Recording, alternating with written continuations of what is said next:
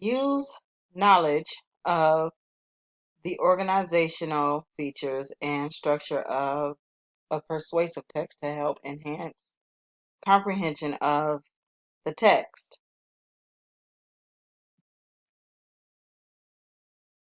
So to do this, you can use the T.E.E.L formula, which is the topic sentence, example and evidence, explain, link it to your main point, and then the last thing is the conclusion.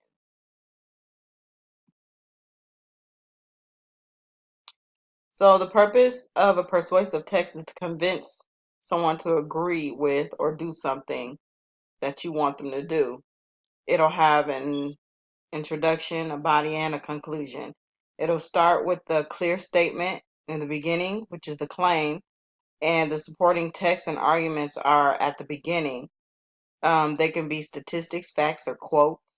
It uses clear organization and a logical structure. Each point will logically lead to the next, and this will lead to the conclusion. And the conclusion should repeat the main purpose of the text. There could be a call to action. There probably should be a call to action, and it should urge the audience to do or believe something. So it'll also use transition words and phrases to show how ideas are connected.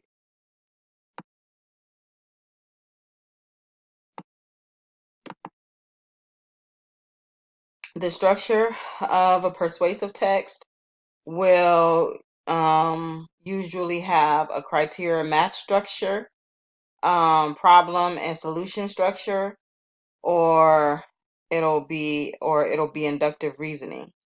So the criteria match is when the author will illustrate the criteria that is needed for the claim to be met. And in the problem and solution, the author will state the problem and use the evidence to support his or her thoughts. And in the inductive reasoning structure, the author will tell the reader what the facts are.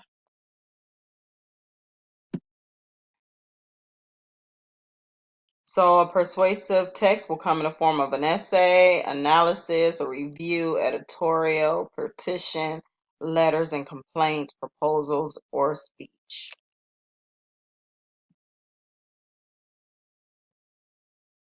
Subcompetency 3 is identify the central ideas, authors, point of view, and purpose and intended audience of a persuasive text.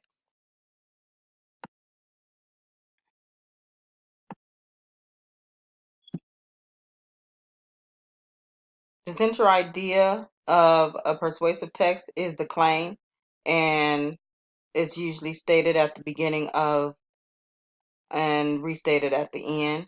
The author's purpose is usually the call to action, and the author wants to convince the audience to do or believe something. And the intended audience depends on where the article is published, the language that's used, and the author's background.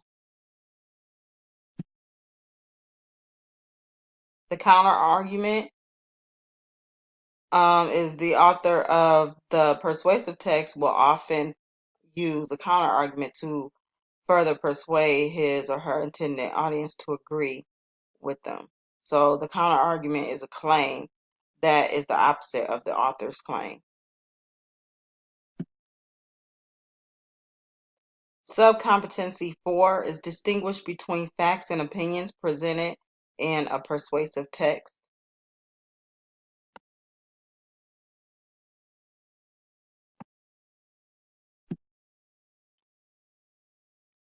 Facts and opinions.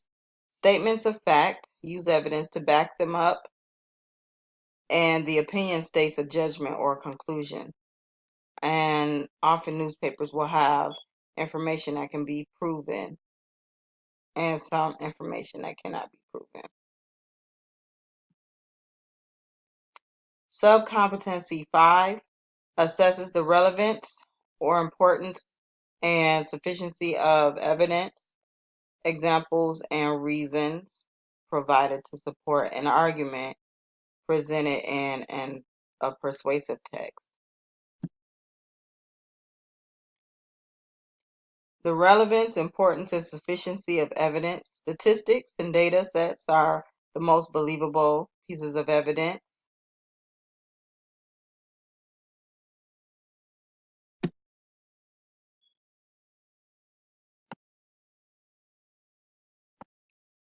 Subcompetency 6 is assess the credibility, objectivity, and reliability of various sources used in a persuasive text.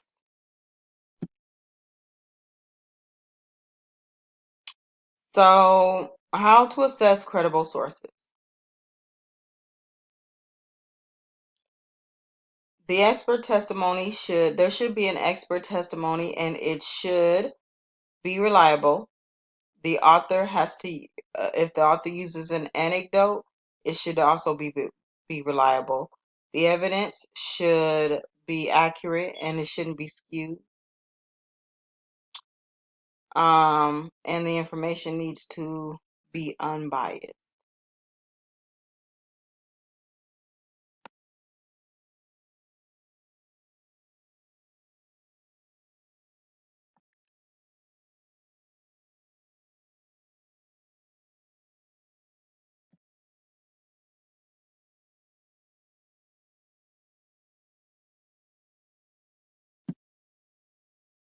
The writing process.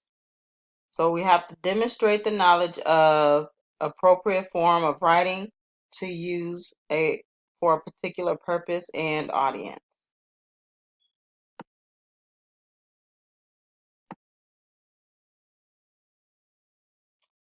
Next time we will talk about the writing process.